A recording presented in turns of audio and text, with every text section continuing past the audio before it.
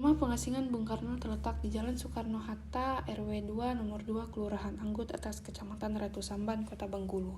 Rumah pengasingan Bung Karno awalnya dibangun pada tahun 1918 dan pemilik rumah yang bernama Jang Kuat yang sehari-harinya ia bekerja sebagai penyalur bahan pokok untuk kebutuhan kolonial Belanda. Rumah tersebut cukup luas dengan ukuran 9 kali 18 meter, terdiri 3 kamar tidur, ruang kerja, ruang tamu, teras depan, dan teras belakang. Dan juga di bagian belakang rumah terdapat kamar pembantu, gudang dapur, kamar mandi, dan kamar kecil. Untuk luasan halamannya mempunyai luas 40.434 meter dan sekarang hanya tinggal 5.406 meter. Dan sisanya dipergunakan oleh pemerintah Bengkulu seperti Wisma Pemda dan gedung serbaguna. Bung Karno diasingkan ke Bengkulu. Bung Karno sempat diasingkan di Endeh Flores sejak tahun 1934 sampai 1938. Selama di Endeh Flores, Bung Karno mengalami sakit malaria karena kuatnya protes masyarakat di Endeh Flores ke pemerintahan kolonial Belanda supaya Bung Karno diasingkan di tempat yang lebih layak. Jadi sama pemerintah kolonial Belanda dipilihlah kota Bengkulu. Pada waktu yang telah ditentukan, Bung Karno bersama Inggit Garnasi, Rana Juami, dan Riwo berangkat menuju Surabaya dengan menumpangi kapal barang De Klerek. Setibanya di Surabaya, mereka melanjutkan perjalanan ke Batavia. Di sana Bung Karno berpisah. Inggit Garnasi beserta anak angkatnya dijemput oleh M. Husni Tamrin. Dengan menggunakan kendaraan kereta api, sedangkan Bung Karno menuju Merak dan mereka Bung Karno menggunakan kendaraan kapal laut Slot Van den Bell untuk melanjutkan perjalanan ke kota Bengkulu.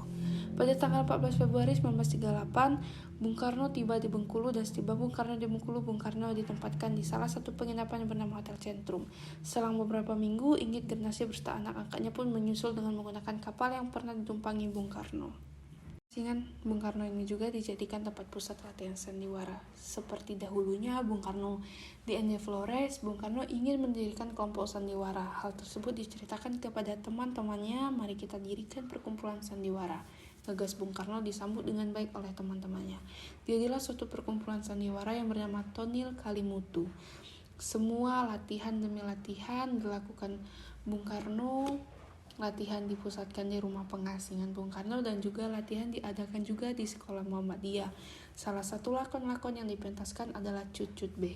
Semua naskah karya tersebut diciptakan oleh Bung Karno. Begitu juga yang melatih, latihan tersebut digunakan Bung Karno sebagai jembatan komunikasi dengan teman-temannya.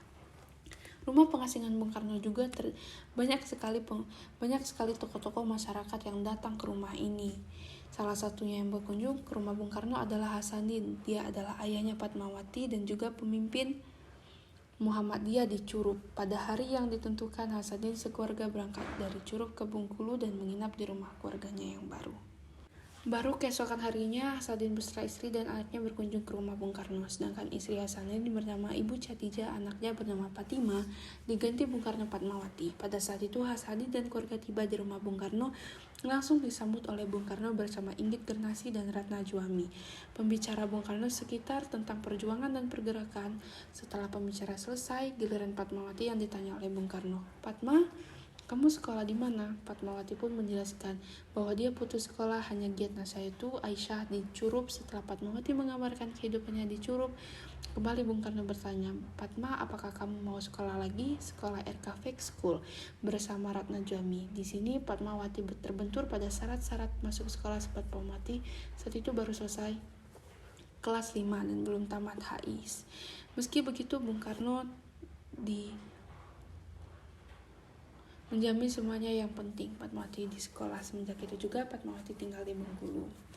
Bung Karno meninggalkan rumah kediaman di Bengkulu. Perjalanan yang dilakukan Bung Karno di Bengkulu baik dalam suka maupun duka selalu dihadapi dengan ketegaran.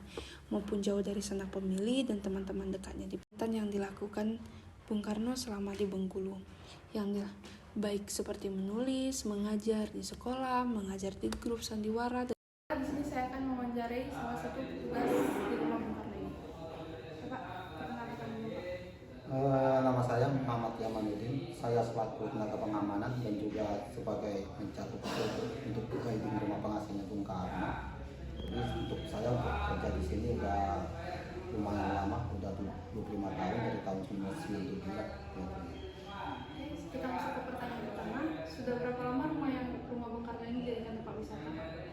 Kalau dijadikan objek wisata untuk rumah penghasil Bung Karno ini dari tahun 1985. Jadi tahun 1984 mulai direnovasi dibuka. Di tahun 1985 langsung diresmikan oleh Menteri Pertahanan, langsung dijadikan objek wisata. Bagaimana struktur bangunan rumah ini?